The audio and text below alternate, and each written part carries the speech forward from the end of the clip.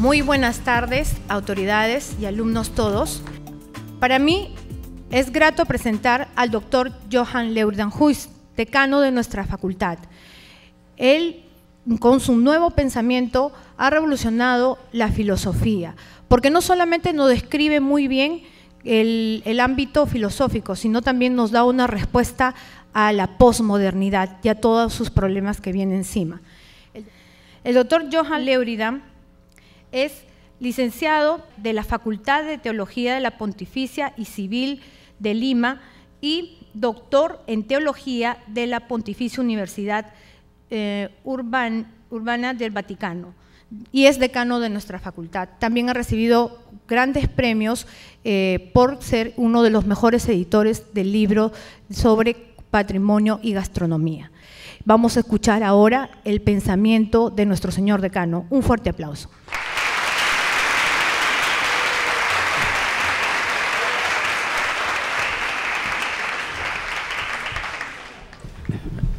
Hoy día renunció el presidente de la República.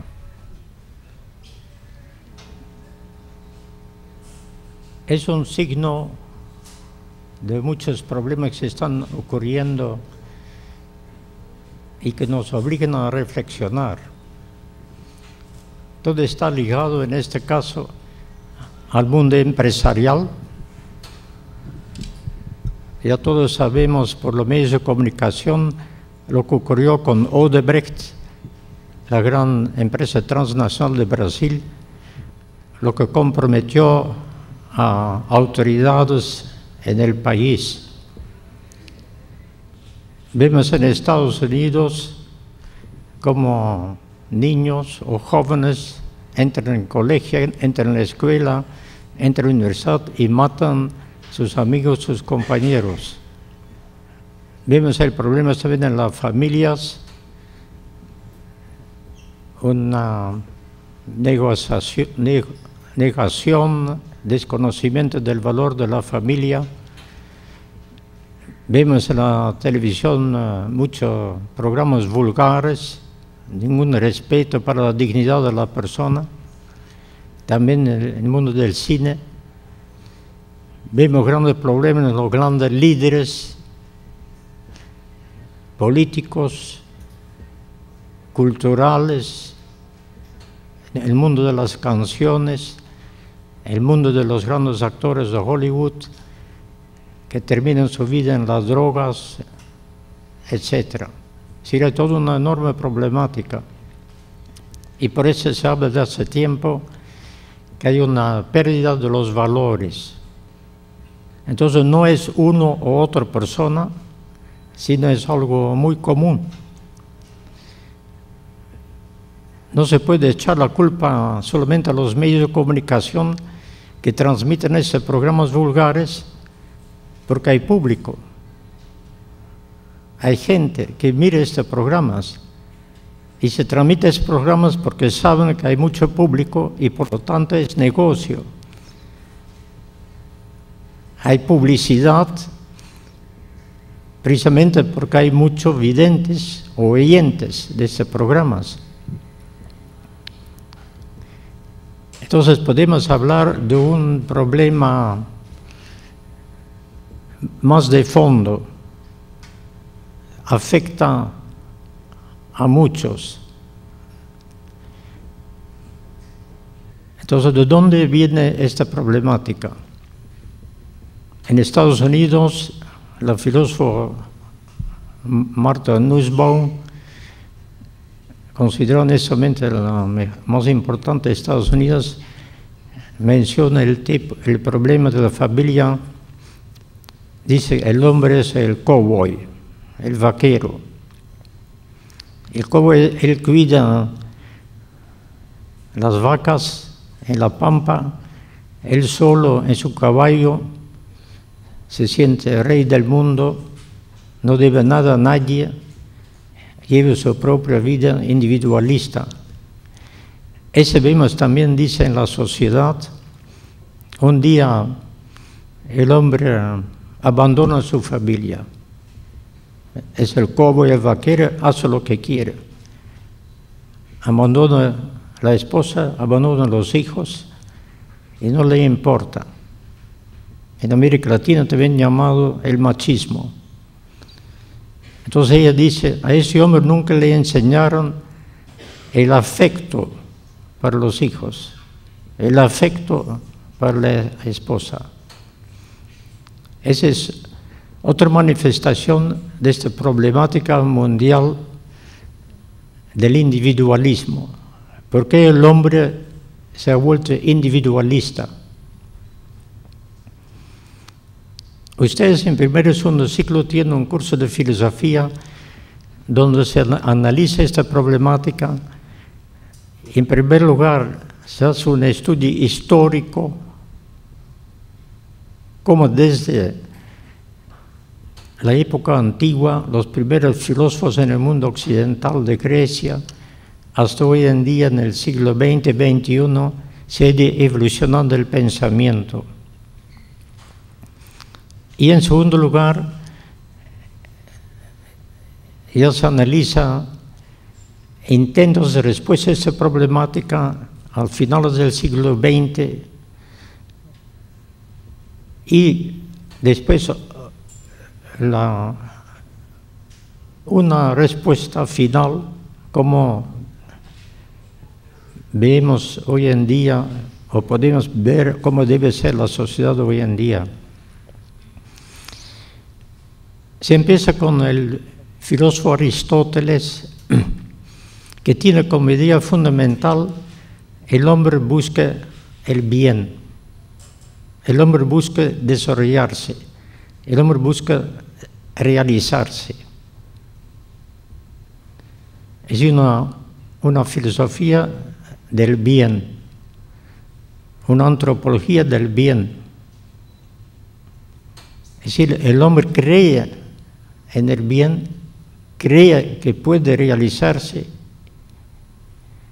y puede realizarse, según Aristóteles, en dos áreas, en la familia y la política, que están estrechamente unidas por medio de la virtud.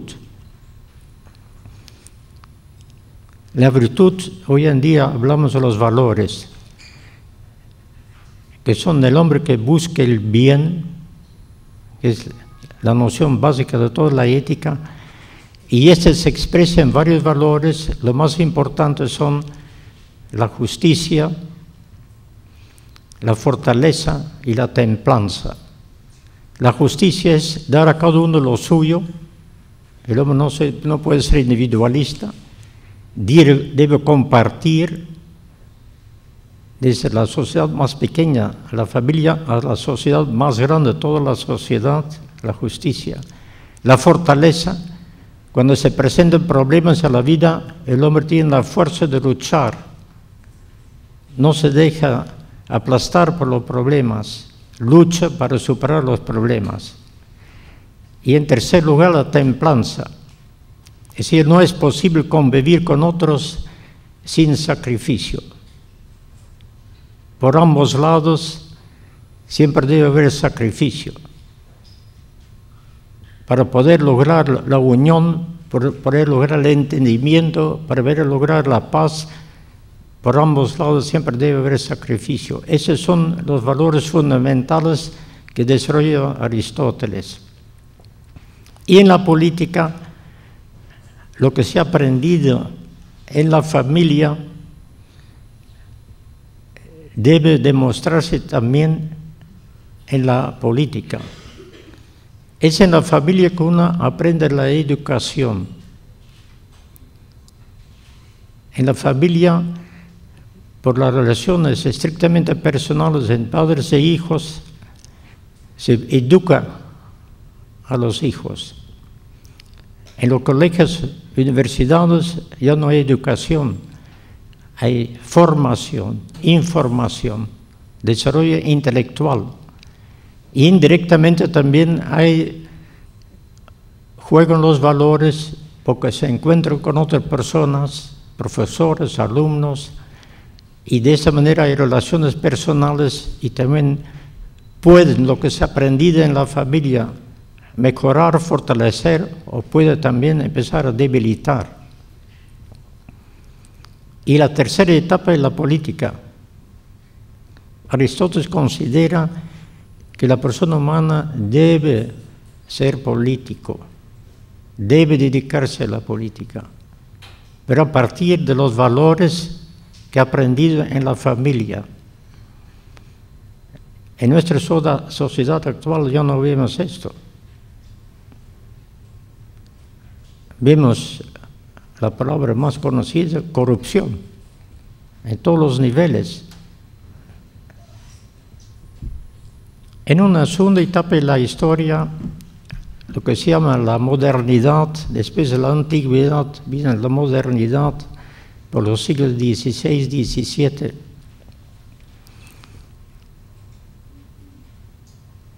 El filósofo inglés John Locke cuestiona el sistema monárquico que era en ese entonces lo más común.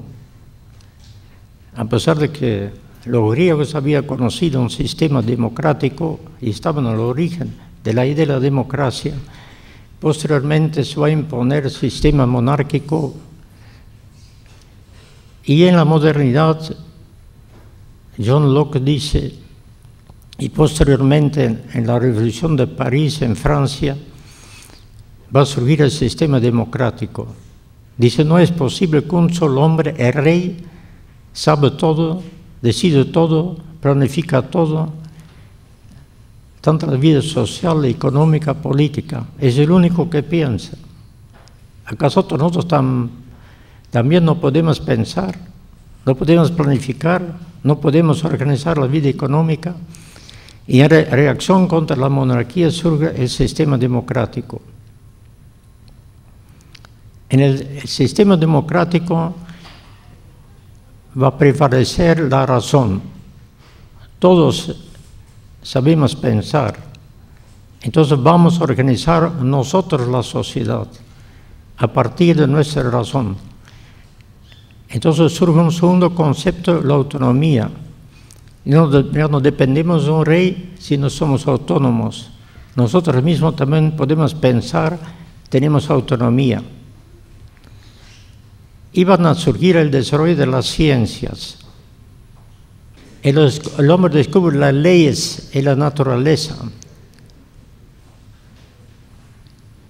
Y este tipo de conocimiento va a ir imponiéndose y dejando al lado el pensamiento tradicional que estaba más ligado a la fe y a los valores, a las virtudes.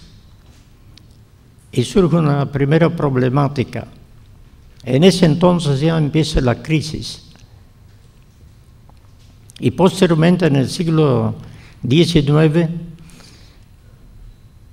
comprueban que tampoco la razón ha podido resolver los problemas de la sociedad.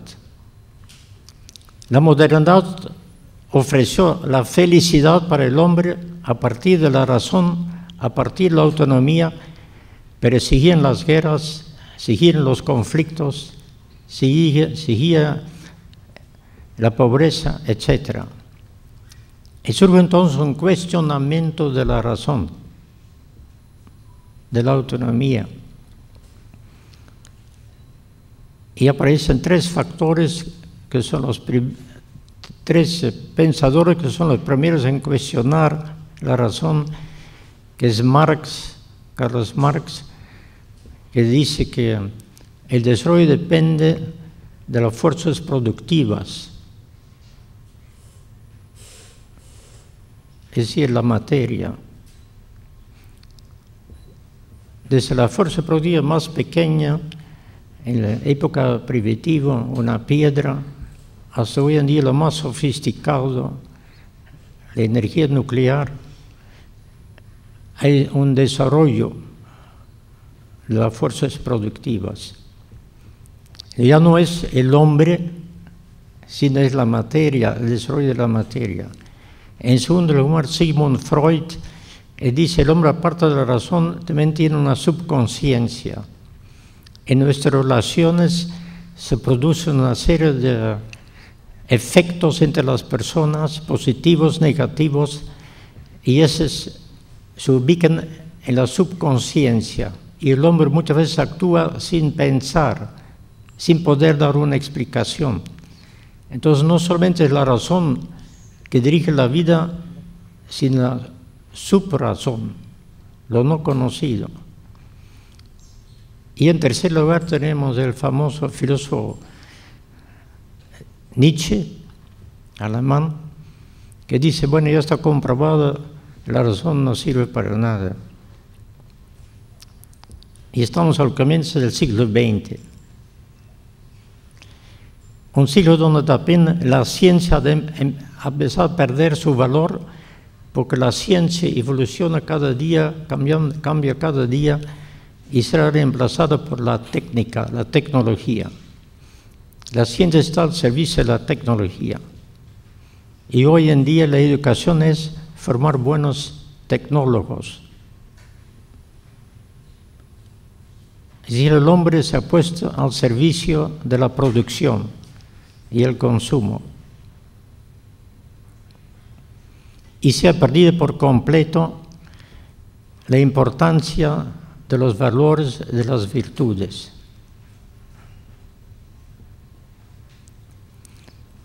Se ha perdido la importancia de la familia y se ha perdido también la importancia de la política honesta.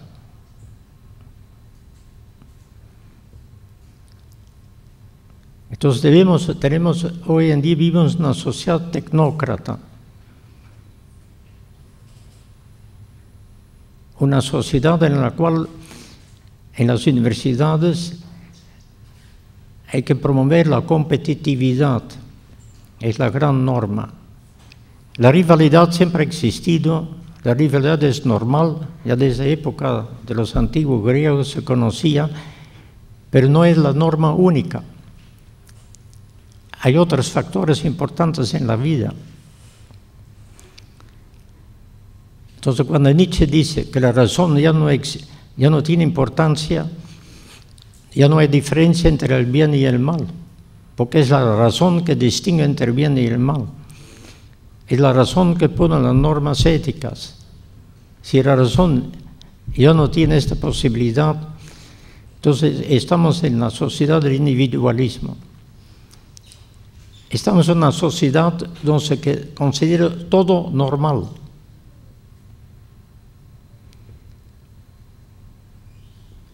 Si en nuestra sociedad no existe una reflexión crítica sobre lo que está ocurriendo o lo que debería existir,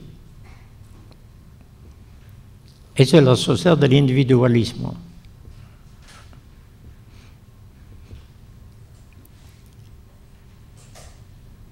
Entonces, una sociedad en la cual solamente se busca producir es una sociedad de la cual también del hombre se pide ser consumidor, porque se necesita consumir para poder producir.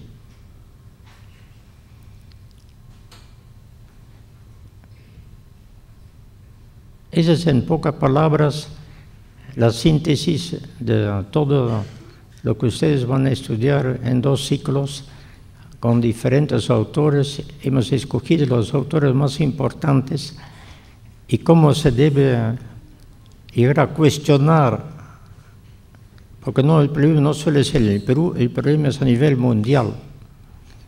Los autores que yo uso son de diferentes continentes, de Europa, de Estados Unidos.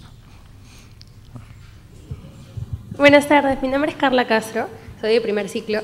Tengo una pregunta para usted. ¿En qué se inspiró para escribir el libro El sentido de las dimensiones éticas de la vida? En la introducción aclaro que este libro es producto de toda una experiencia. Yo tengo ya muchos años de vida universitaria y observo toda la problemática en la universidad, en la sociedad, en América Latina, en Europa, en Estados Unidos, y me obligó a reflexionar sobre esta problemática. Por ejemplo, viendo a mi oficina una madre de familia me dice, Mi esposo ayer se fue y no dijo dónde ha ido y no sé dónde está. Y yo no trabajo, estoy con mis hijos, estudio acá en la facultad. ¿Qué hago? ¿Cómo es posible que un hombre abandona una familia sin más, sin ninguna explicación, ninguna preocupación, y se niega a seguir colaborando? He dado el ejemplo de la empresa Odebrecht, que ha comprometido a no sé cuántos políticos, empresarios. Son realidades. ¿Por qué existen? ¿De dónde viene esta problemática? Entonces, todos estos hechos, vemos en Estados Unidos un niño de 5 años entra en un colegio y mata a algunos de sus pequeños compañeros. ¿Qué ocurre? ¿Cómo él ha podido conseguir el arma que está en su casa? Ese niño no ha recibido ninguna orientación, ningún afecto, ninguna comprensión, nada de sus padres, si no hace esas cosas. Ha visto películas, ha visto a Schwarzenegger que entra en un pueblo y mata a miles de personas con su metralleta, y el niño imita. Los niños imitan todo y piensa que él es lo mismo, que él puede hacer lo mismo. Toma el fusil, el revólver que está allá en la casa y se va al colegio y mata. Es una problemática. No existía antes. Nos obliga a reflexionar de dónde viene, por qué y cuál es la solución. Buenas tardes, mi nombre es Shirley Castañeda. Teniendo en cuenta de que el problema actual sea el que no haya mucha implementación de valores, ¿cómo se podría solucionar esto además del enseño en casa? El tema principal para los valores es la familia. Porque el hombre nace en una familia, hay una estrecha relación entre los padres y los hijos. Y por medio del afecto que el niño recibe de sus padres o sus hermanos, va descubriendo un sentido de la vida.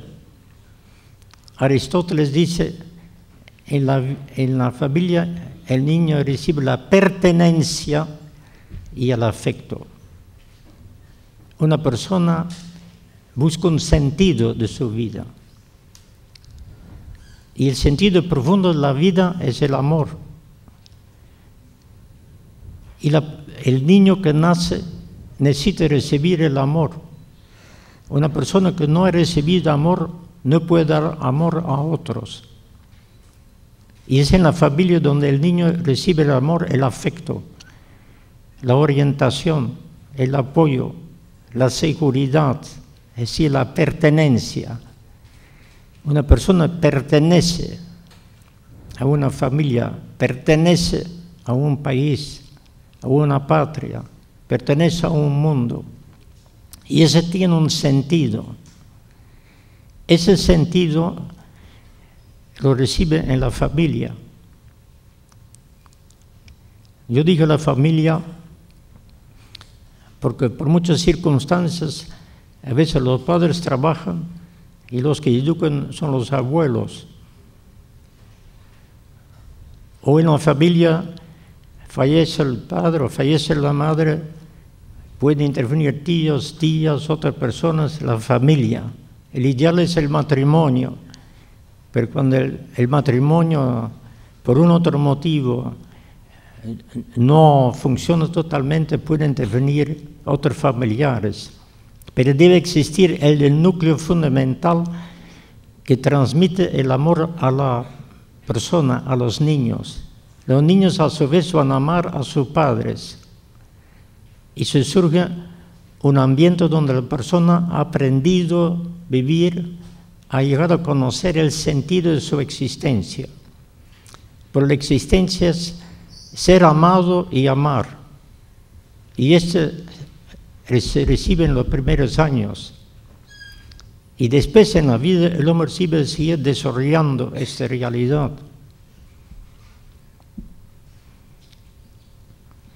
Pues uno de los problemas fundamentales es no se puede hablar de educación, de programas educativos para colegios, para escuelas, cuando no toman en cuenta la familia. Un niño que no ha recibido los valores en la familia, cuando llega a la escuela o al colegio o hasta la universidad, no sabe comportarse. En los colegios estatales hoy en día, los profesores reciben niños, entran, gritan, pelean, insultan, no obedecen, no tienen disciplina, el profesor no puede dictar clases. Y ningún programa, ni el mejor programa del ministerio va a resolver este problema. Porque el problema no es el programa, el problema es la educación en la familia. Personas que no han aprendido a comportarse, a relacionarse bien con otras personas, son un problema. Y también lo conocemos en la universidad. De vez en cuando yo recibo una denuncia de una alumna, un alumno, por el maltrato que recibe de un compañero o un compañero. Si no han podido ni madurar, ni en escuela, ni en colegio, en la universidad siguen con su problema. Y esta persona después va a ser un profesional. Puede llegar a ser un político. Es decir, arrastra toda su problemática durante toda la vida. Por eso, lo que señala Aristóteles, la relación de la virtud del valor en la familia, que inevitablemente va a tener sus consecuencias en la vida política, en la sociedad. El filósofo Luc Ferry, francés, desarrolla mucho ese tema y ese está en el libro también, en la segunda parte. Padre, buenas tardes. Quisiera hacerle una consulta. La mayoría de asistentes somos comunicadores o se están preparando para hacerlo. En ese sentido, ¿qué recomendaciones usted le brinda a los futuros periodistas para enfrentarse a medios de comunicación que, como usted mismo ha mencionado, están carentes de ética y de moral? Sí. Los medios de comunicación son fundamentales. No es posible un sistema democrático sin libertad de expresión de los medios de comunicación. Pero solamente por la radio, la televisión, los periódicos nos enteramos de lo que está pasando. Sin medios de comunicación estaríamos en una sociedad salvaje, donde se puede hacer cualquier cosa y no se sabe, y si no se sabe tampoco se puede orientar, se puede sancionar. Si los medios de comunicación son fundamentales, indiscutibles. El problema es que en algunos medios de comunicación, más que en otros, también han perdido el sentido de los valores. La medio de comunicación es principalmente informar, pero la medio de comunicación no solamente informan, sino también orientan en un u otro sentido. Y hay programas en los medios de comunicación que son vulgares en el lenguaje, en lo que se representa, en el cine, la violencia, el mal entendido de la sexualidad. Se ve la sexualidad como una relación solamente entre dos cuerpos, pero la persona humana no solo es un cuerpo. La persona humana también tiene razón, también tiene sentimientos. La persona humana reflexiona sobre el sentido de una relación. Y presentar la persona humana o el amor del matrimonio solo como un acto sexual es desconocer la totalidad de la persona. no es el sentido de la existencia, no es el único sentido de la existencia. Y desgraciadamente la medios de comunicación, no todos, unos más que otros, tienen una influencia negativa. Los medios de comunicación privados dependen de la publicidad. ¿Quién pone la publicidad? Las grandes empresas. Las grandes empresas ponen la publicidad y mantienen los medios de comunicación. Entonces los medios de comunicación tienen ya un límite, porque se deben a otros que los mantienen. Y la publicidad se va principalmente a los programas que tienen más sintonía. Y desgraciadamente hay muchos programas vulgares o programas sin mayor trascendencia que tienen más sintonía. Y esa es la influencia negativa de los medios de comunicación.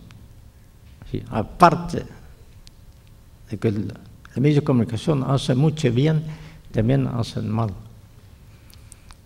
Pero no podemos echar la culpa solo a ellos de este mal. La culpa también tiene el público. El público no debería mirar o escuchar estos programas. El público también tiene culpa. El público también tiene culpa que existe esta problemática. No solamente los políticos son corruptos, no solamente hay jueces corruptos, también el pueblo tiene corrupción. Y porque vivimos en una sociedad de individualismo. Buenas tardes, mi nombre es María Melissa.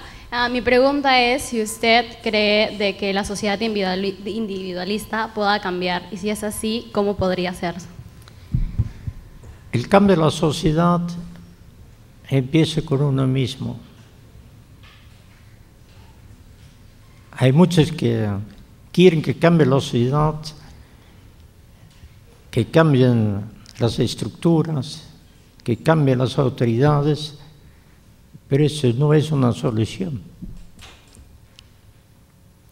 Hemos visto en la historia cómo la sociedad liberal fue reemplazada en la Unión Soviética por el sistema comunista.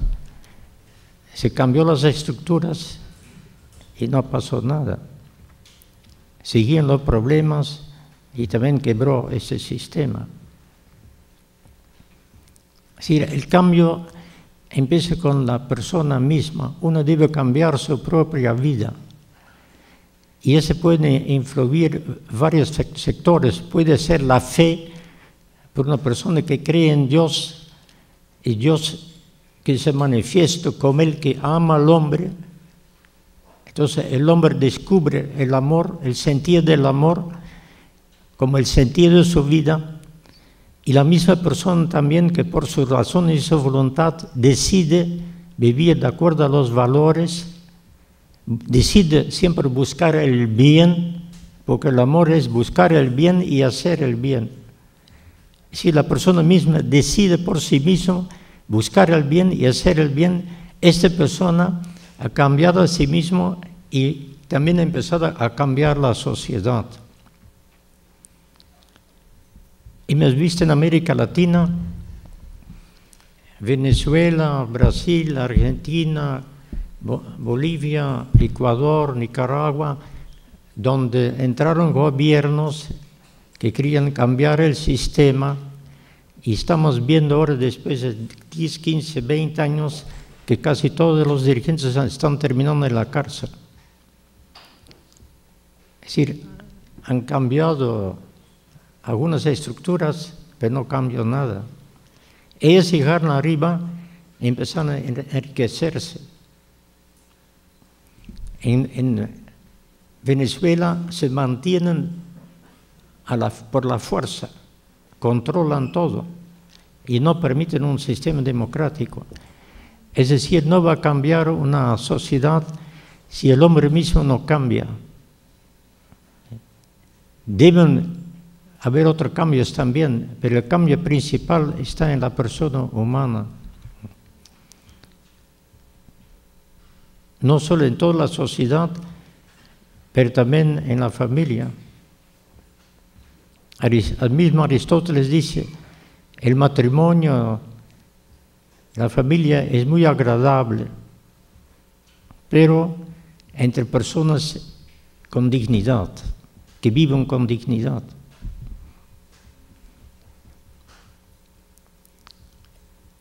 Es decir, si durante la historia se ha ido progresivamente negando la idea de Aristóteles que el hombre busca el bien,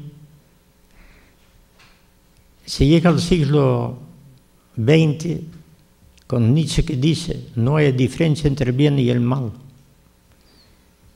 El hombre que roba algo es un bien para él, para el otro es un mal, pero ese es su problema. No existe diferencia, cada uno busca su propio bien aunque hace daño al otro. Esa es la filosofía del siglo XX, filosofía fuerte individualismo que también vivimos en nuestros días. Y debemos tomar conciencia de esta problemática para poder orientarnos a otra vida. Buenas noches. Teniendo en cuenta la problemática del consumismo, ¿cuál debería ser la labor de los publicistas?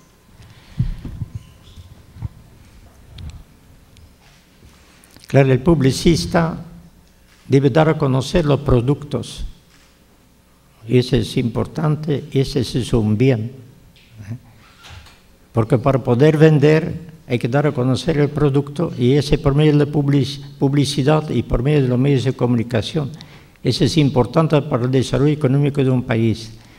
Todo depende cómo hace la publicidad, cómo es su publicidad. Buenas tardes, mi nombre es María Andrea y soy de primer ciclo. Usted en su libro aborda el tema de la malignización del bien y esto se evidencia en la política. Quisiera saber desde el punto de vista filosófico, ¿cuáles considera que son los mayores problemas en la política en la actualidad? Sí, es un autor alemán que dice, existe una malignación del bien. Es decir, una persona que hace el bien, lo critican. El bien está visto como mal, y el mal, actuar mal, engañar, mentir, robar, ese es un bien. Así se ve todo al revés en la sociedad actual.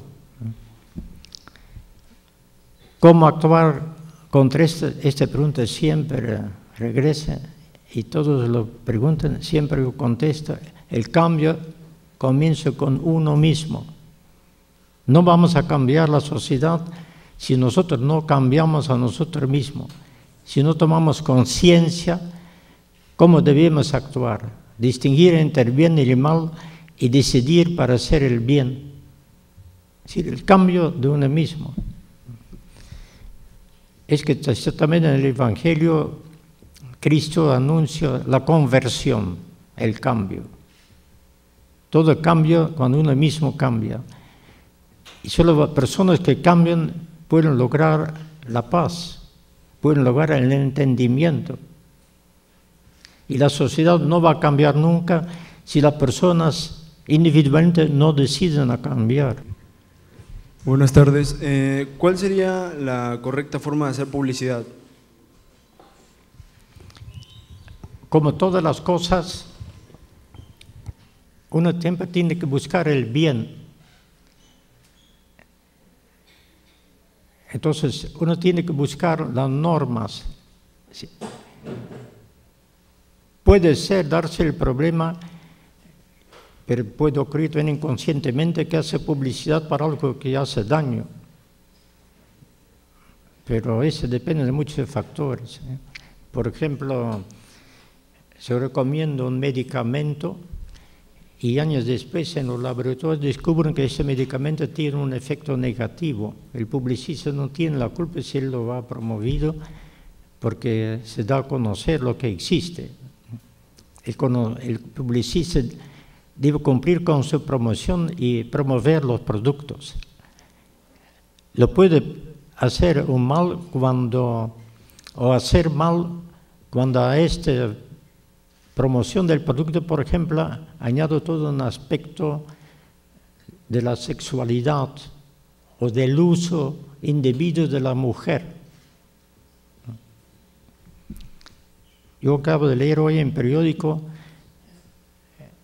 que siempre en los grandes eventos de la Fórmula A, de la velocidad de los carros, siempre asistían chicas muy bonitas. Hoy en día lo han eliminado, porque es el uso de la mujer. Si presentar a la mujer como la belleza, y la mujer no es otra cosa que belleza. La mujer también, no solo es belleza, también es una persona humana. Entonces en la publicidad también puede haber abuso, por ejemplo, de esto. Disculpe, por ejemplo, si los niños viven constantemente rodeados por la sociedad vulgar e individualista, ¿cómo es que podríamos ayudar a los niños a cambiar en la etapa de colegio si viven rodeados de eso constantemente? Uno de los medios importantes son los programas del Ministerio de Educación. El programa actual del Ministerio de Educación no tiene ni una palabra sobre esto. En la universidad se está promoviendo a nivel mundial y también en el Perú la competitividad. Entonces, ¿qué está ocurriendo en Estados Unidos? Están cerrando, eliminando las facultades de humanidades, filosofía, sociología, antropología, etc. ¿Por qué? Porque no son competitivos. Sociología, pueden ver en sociólogo, pero eso no ayuda en nada para vender productos y producir productos. Necesito un hombre que sabe mucha tecnología, que puede producir el mejor producto y el más barato es lo que va a vender y dominar el mercado. Y necesito un hombre con plata que lo compra. Esa es la meta, la única meta. Y la educación actual en el Perú también está en este camino. No hay cursos de ética, no hay cursos de valores, no hay ni siquiera lo que existía antes, educación civil. Todo ha desaparecido. Es el aporte del Estado. La irresponsabilidad del Estado. Después en la televisión también deben ser programas en los medios de comunicación que promueven los valores. Deben entrevistar a personas que hablan de buenas experiencias importantes en la vida, en la sociedad, existen, pero no se menciona. Si nosotros organizamos un seminario científico con ustedes y vienen especialistas del extranjero, ¿usted piensa que un canal de televisión lo va a mencionar? Nunca. No les interesa, porque no da plata. Entonces hay un problema en el Ministerio de Educación, hay un problema en los medios de comunicación, hay un problema en las películas, hay el problema del ejemplo. Los padres educan a sus hijas por el ejemplo. La buena relación entre hombre y mujer, esposa y esposa, en la familia es el ejemplo para los hijos. Los políticos que no roban, que trabajan, que se preocupan, que se dedican, es el ejemplo. Este ejemplo es difícil de encontrar hoy en día. Una vez tomé un taxi y el chofer me dijo, si el ministro puede robar millones, ¿por qué no lo voy a hacer yo? Claro, porque el ministro, el líder del país, está dando un mal ejemplo. Si él lo puede hacer, ¿por qué no yo? Los malos ejemplos traen como consecuencia que también se empieza a actuar mal. Porque más importante que las teorías que las explicaciones son las personas. Y las personas transmiten sus valores por el ejemplo. El ejemplo lo encontramos en la filosofía de Aristóteles, lo podemos encontrar en otras filosofías posteriormente en la historia. Si uno de los medios privilegiados para transmitir los valores, enseñar los valores, es el ejemplo de la persona. Buenas tardes, mi pregunta es si la Iglesia influye en la formación moral de una persona. Actualmente, en muchos países del mundo, la Iglesia ha perdido mucho poder porque el mensaje de la Iglesia es un mensaje de valores y la sociedad actual no les interesan los valores. Los gobiernos tienen una sola preocupación, la marcha económica. Las empresas transnacionales tienen una sola preocupación, la marcha económica. Si antiguamente había una escala de valores y lo más importante era la fe o la ética, hoy en día está al final de la escala. Por lo que hemos explicado, que vivimos una sociedad tecnócrata, científica tecnócrata. La ciencia al servicio de la tecnología para producir y consumir. El dinero. El valor principal es el dinero. Entonces la Iglesia trata de hacer presencia en la sociedad y en determinados países tiene mucha presencia, como por ejemplo en Perú, cuando vino el Papa, fueron más de 1,5 millones de personas a la misa. En Chile fueron 30.000. En Chile es ya un país secularizado, tecnócrata. Buenas tardes. Quisiera hacerle una pregunta sobre el tema de líderes de Estado. La mayor problemática es la corrupción y gracias a su libro sabemos que de por sí el problema no es la persona corrupta, sino la sociedad que acepta a esta persona que es corrupta. Y nosotros como universitarios o estudiantes estamos preparados para un futuro buscarle una solución a esta. Entonces quisiera saber cómo podemos hacer llegar en la actualidad a las personas que no están en nuestro entorno para que ellos puedan buscar una solución, ya que sabemos que los medios de comunicación no están influyendo o no están dando un buen aporte para el desarrollo de esta. Sí, ese es el gran problema, ¿eh? Si el mundo de los adultos es corrupto, si hay mucha corrupción en todos los organismos del Estado, en medios de comunicación, una persona joven, cuando termina los estudios y empieza a trabajar en esos ambientes, recibe una fuerte presión de estos ambientes, el mal ejemplo. Y pueden condicionar hasta el trabajo a esta corrupción. Ese es un problema muy fundamental, muy serio. Por eso que yo mi libro lo dedico a la juventud, porque considero que son los jóvenes que van a tener que cambiar la sociedad. Eso no significa que en el mundo de los adultos todos son corruptos, no. También hay un porcentaje importante que no son corruptos. Pero lo importante es que se tome conciencia y que los jóvenes promuevan estas ideas, exigen un sentido a su vida, a su existencia.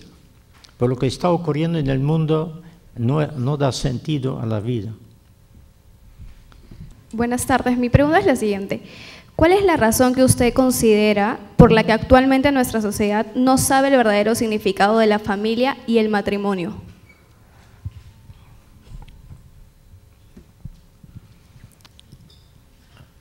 Fundamentalmente porque hay una visión, una interpretación, una conciencia materialista del hombre y de la sociedad. porque lo que se ha llamado se ha perdido el sentido de los valores. En Estados Unidos, por ejemplo, una corriente filosófica, el pragmatismo, también llamada la filosofía analítica, lo que define el hombre es el mundo físico, el mundo material físico. El hombre está relacionado con este mundo material físico por su biología. Lo físico influye en la biología. La tercera etapa es el hombre. Entonces, y las relaciones entre los hombres. La biología influye y decide sobre la sociología, la psicología y la economía. Es una cadena netamente materialista. No hay ningún espacio allá para la libertad de la persona humana. No hay ningún espacio para que el hombre haga una diferencia entre el bien y el mal. Todo está decidido desde afuera, materialmente. Ellos no pueden negar que existe la libertad, porque dice la libertad es la materia refinada. Pero la libertad es parte del cerebro, pero el cerebro es materia. Y si todo está definido materialmente, entonces ya todo está determinado de antemano. El hombre no puede cambiar nada, porque no tiene libertad, porque la materia tiene sus leyes. En segundo lugar, si aceptamos que el principio de la sociedad y de la educación es la competitividad, y si voy a formar un hombre o un ser humano solo para poder manejar tecnología, estoy definiendo el hombre en su relación con la materia. Es un hombre que estudia ingeniería, estudia biología, estudia fisiología, conoce esta materia y lo transforma en la tecnología.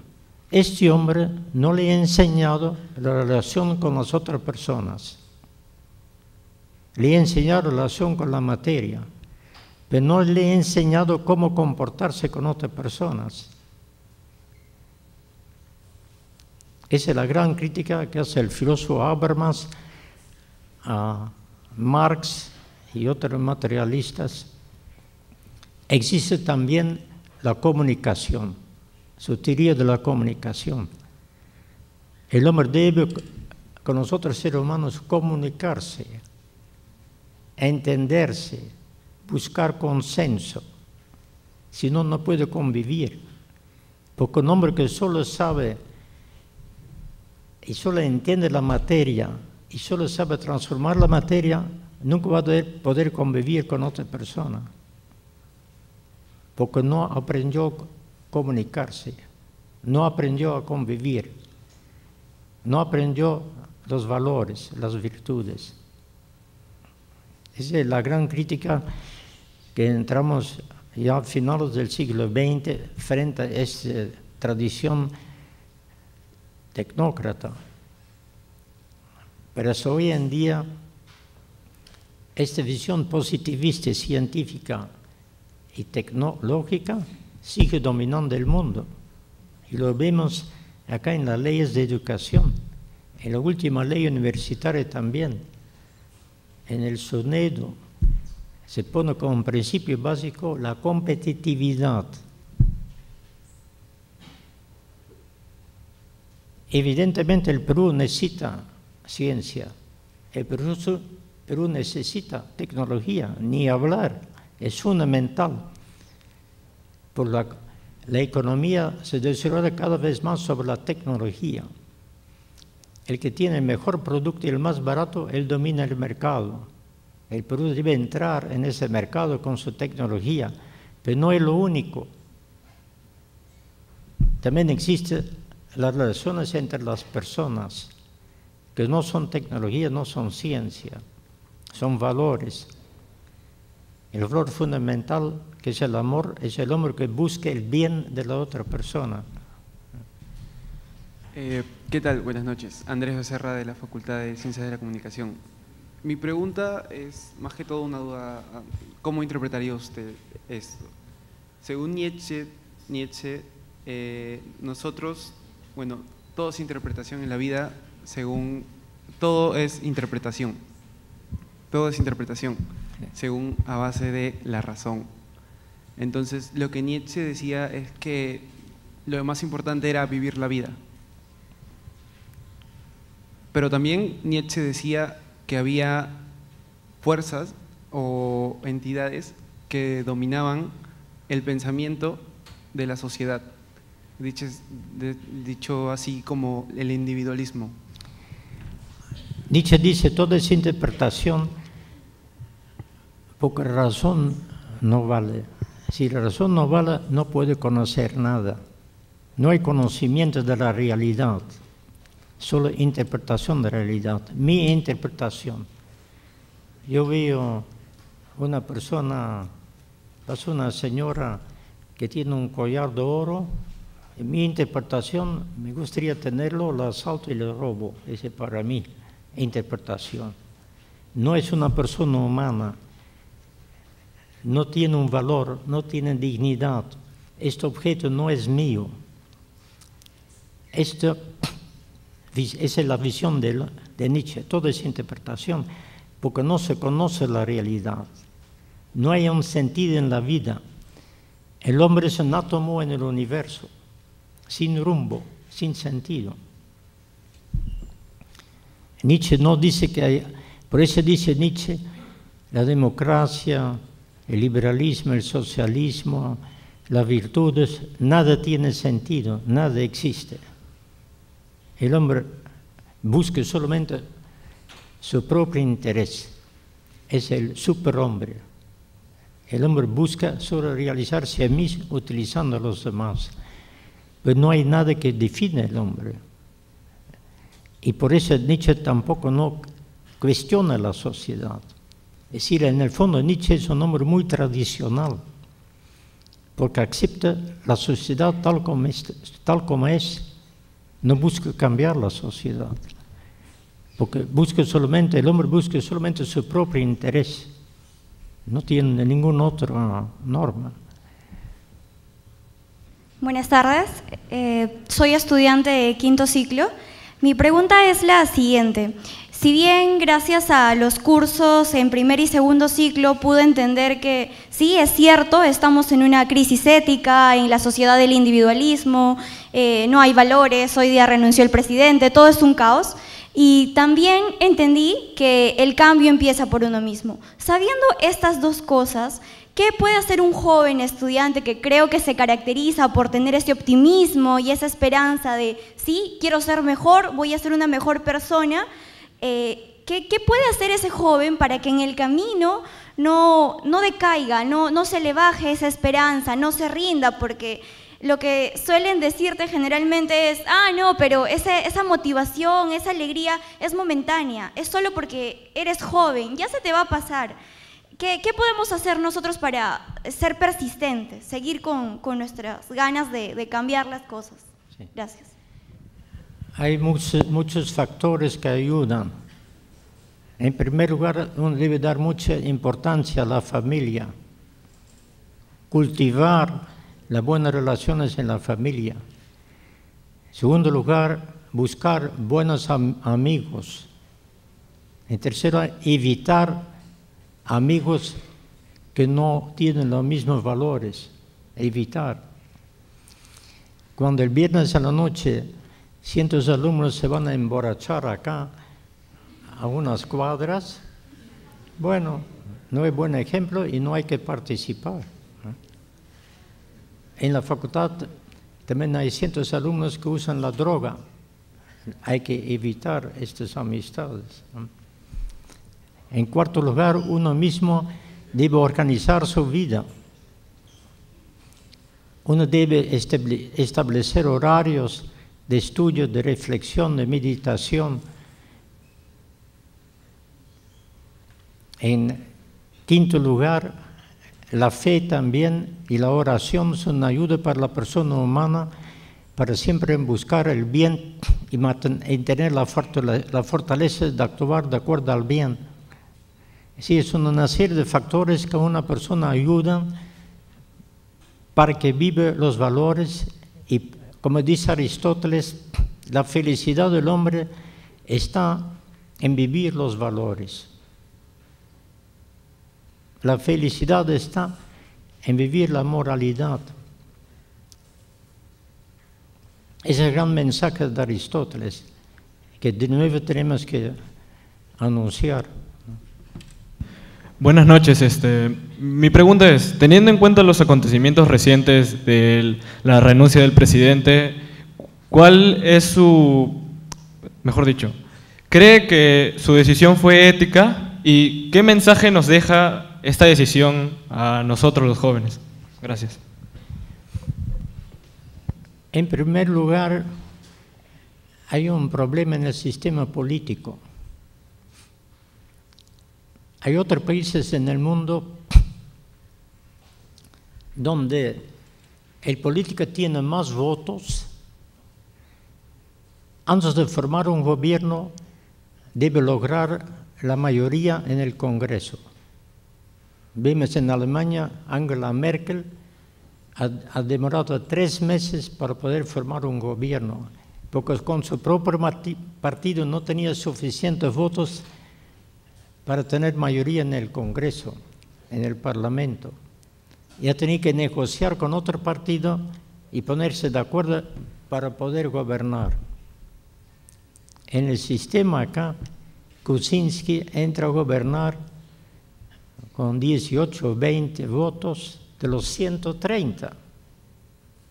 No puede gobernar.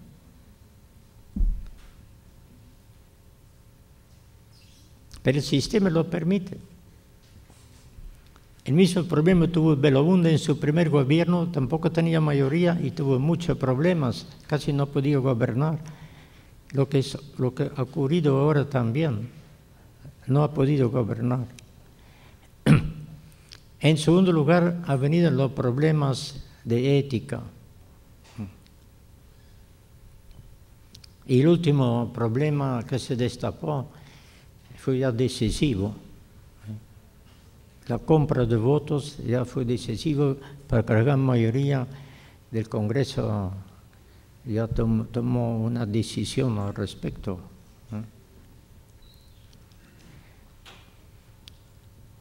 Pero vemos también en los mismos partidos políticos una problemática que la gente con mucha facilidad cambia de partido, renuncia a un partido, si no tiene valores, no tiene identificación, individualismo. Es imposible que en un partido político siempre todos van a estar de acuerdo con todo lo que se decide, eso es imposible. Pero uno pertenece al partido y debe ser leal con el partido. Y debe entender que el partido no debe hacer lo que él piensa. Entonces, en todos los gobiernos vemos que hay muchos que salen del partido o forman otro partido o cambian de partido. Hay algunos políticos que han pertenecido a 4 o 5 partidos y así ha sido toda su vida política. No hay ética, no hay valores.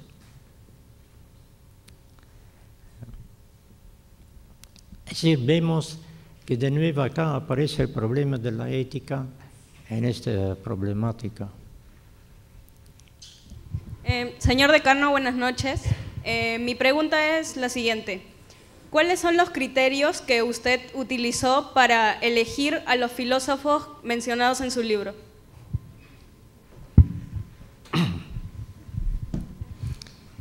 Yo tuve que elegir los mejores filósofos que hablaban de ética. Hay 2 grandes en la historia, considerados los mejores, que es Aristóteles y Kant. Aristóteles de 3 siglos antes de Cristo y Kant del siglo XVII-XVIII. son sin discusión reconocidos como los más grandes.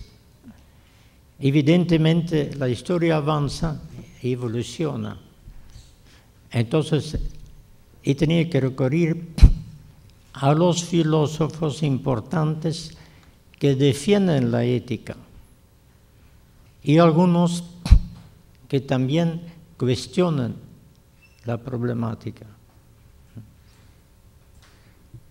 Por ejemplo, Martha Nussbaum es considerada la más importante en Estados Unidos.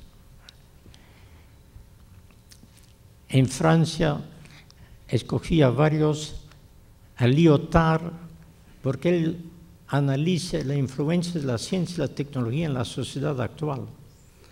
A Lipovetsky, porque él defiende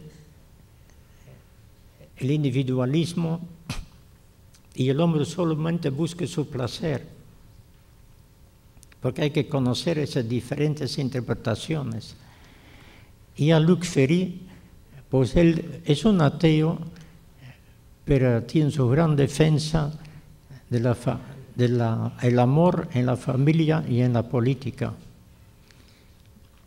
Y después Jürgen Habermas, considerado también como uno de los mejores en el mundo actual sobre toda la problemática de la ética, con su teoría de la comunicación, que seguramente ustedes lo van a ver en el primer ciclo en el curso de comunicación, pero también fue muy importante para la ética.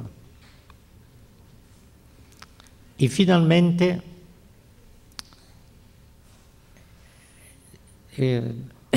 para mi parte final del libro uso Aristóteles, la interpretación más moderna de Luc Ferry, y después de la filosofía católica, que desarrolló toda la filosofía de las virtudes de Aristóteles. Es decir, hay un valor, el hombre, dice Luc Ferry, y también el pensamiento de la Iglesia, tiene conciencia en sí mismo de los valores. No son objetos materiales, son espirituales. El hombre tiene conciencia de estos valores. Y Aristóteles dice, cuando el hombre se decide a aplicar esos valores, entonces adquiere la costumbre de actuar bien. Esa es la virtud. La virtud es cuando el hombre decide siempre actuar de acuerdo al bien, y por repetir esa decisión adquiere una costumbre y ya no tiene problemas para actuar bien. Espontáneamente actúa bien. La persona que actúa de vez en cuando bien no tiene la costumbre y fácilmente se equivoca, fácilmente va por otro camino, porque no tiene la virtud, no tiene la costumbre. Buenas noches, señor decano. Mi pregunta es, debido a la crisis de valores que se está viviendo en la época actual, ¿qué modelo de sociedad considera usted que es el adecuado para el Perú? Si hablamos de modelo, estamos entrando en ideología.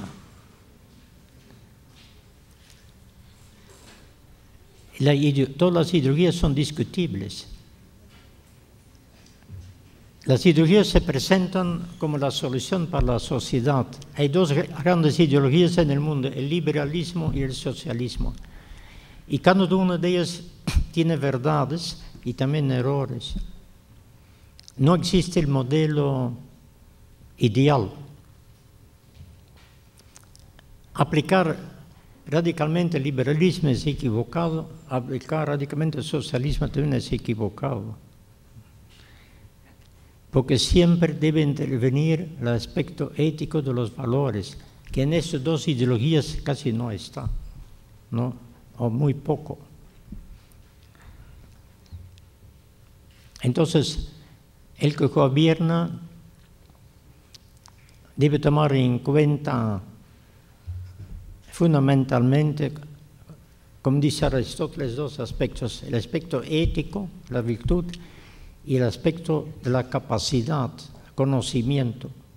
El político debe ser un hombre que conoce